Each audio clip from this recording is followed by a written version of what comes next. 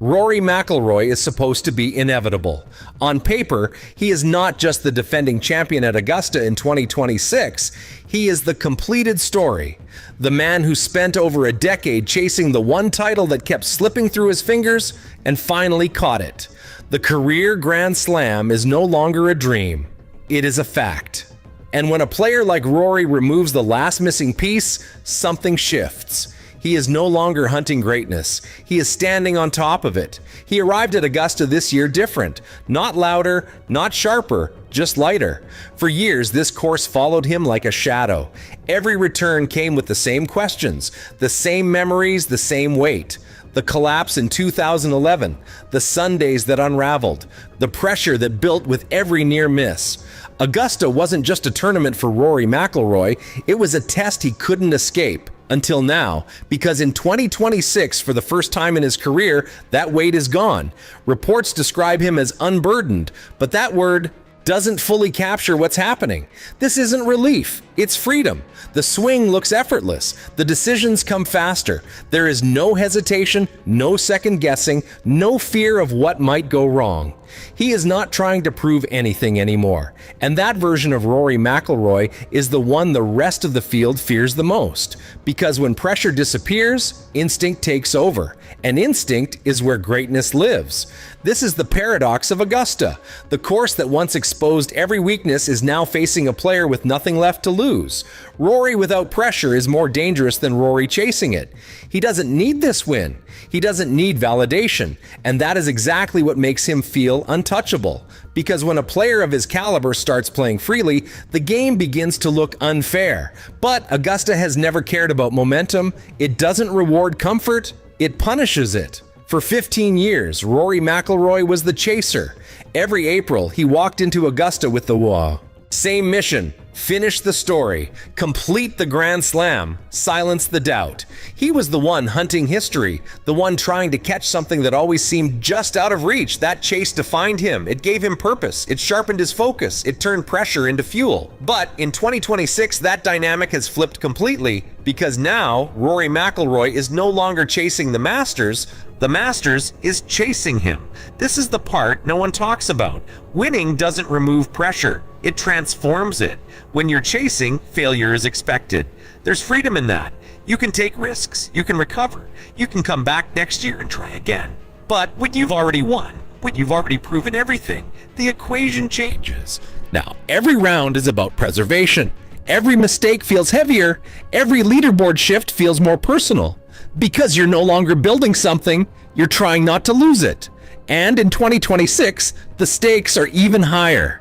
Back-to-back Masters victories are rare territory, historic territory, the kind of achievement that doesn't just define a season, but a legacy.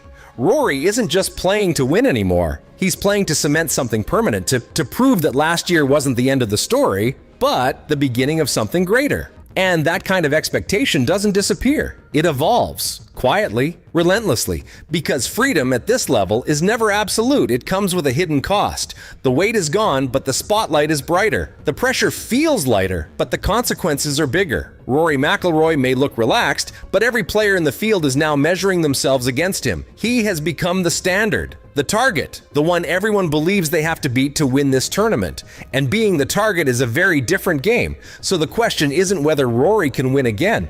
The question is whether he can handle what comes after, becoming unstoppable. Because when the chase is over and the dream is complete, something else takes its place. Something quieter, something more dangerous. What happens when the hunger that drove you is gone? Every great story needs a disruption. And at Augusta in 2026, that disruption has a name: Scottie Scheffler. While Rory McIlroy arrives as the defending champion, free and unburdened, Scheffler arrives as something far more dangerous. The world number one, the most consistent player in golf, the betting favorite to win it all. He is not chasing a moment. He is controlling one, and that makes him the one variable Rory cannot predict.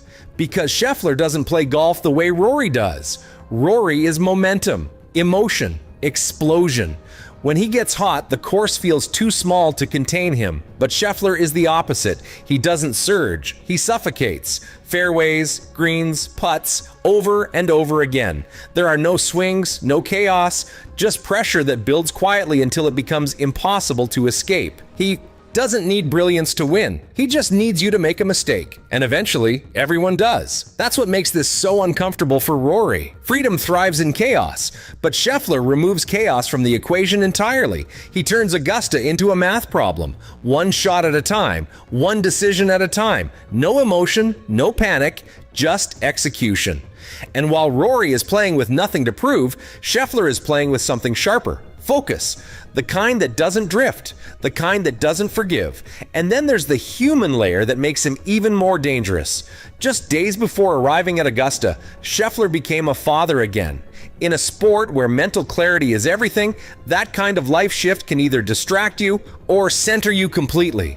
And for Scheffler, it looks like the latter. He isn't just playing for trophies, he's playing with purpose. And purpose at this level is a weapon.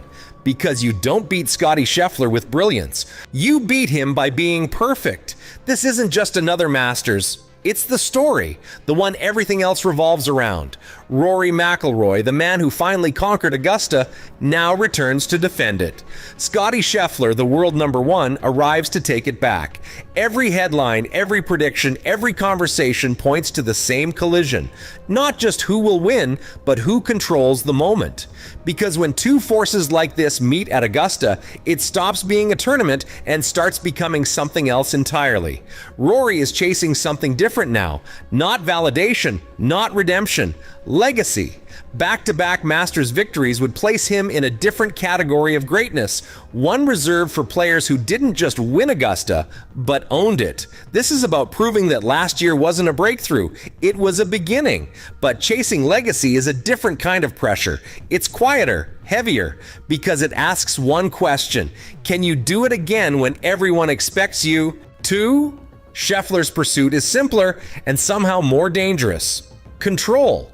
For months, he has been the most reliable force in golf, the player who turns tournaments into slow, inevitable takeovers. Augusta represents something personal, a chance to remind the world that consistency beats momentum, that precision beats emotion, that he is still the standard every player is measured against. And unlike Rory, he doesn't need a story. He just needs execution.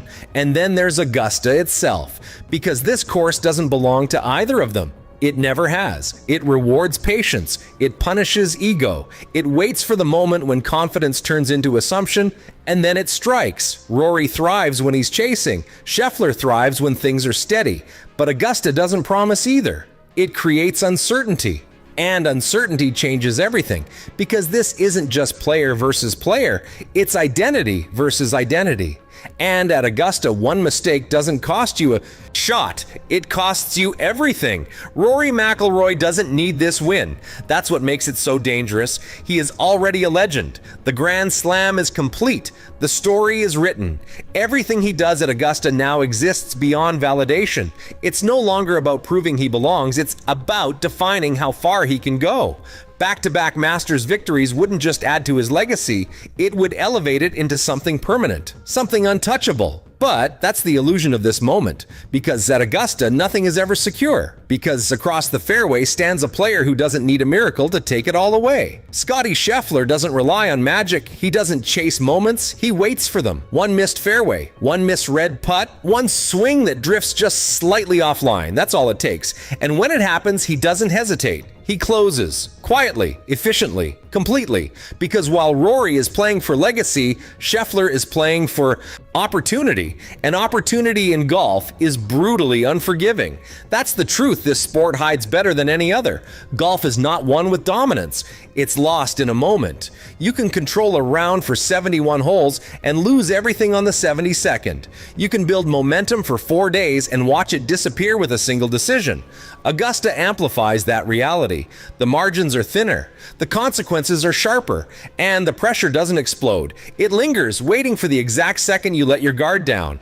So this is what it comes down to. Not brilliance, not talent, not even experience, just a line. Invisible, shifting, and impossible to hold forever. On one side, Rory McIlroy becomes something more than a champion. On the other, he becomes a reminder of how fragile greatness really is, because at Augusta, the difference between history repeating and history slipping away is only one moment.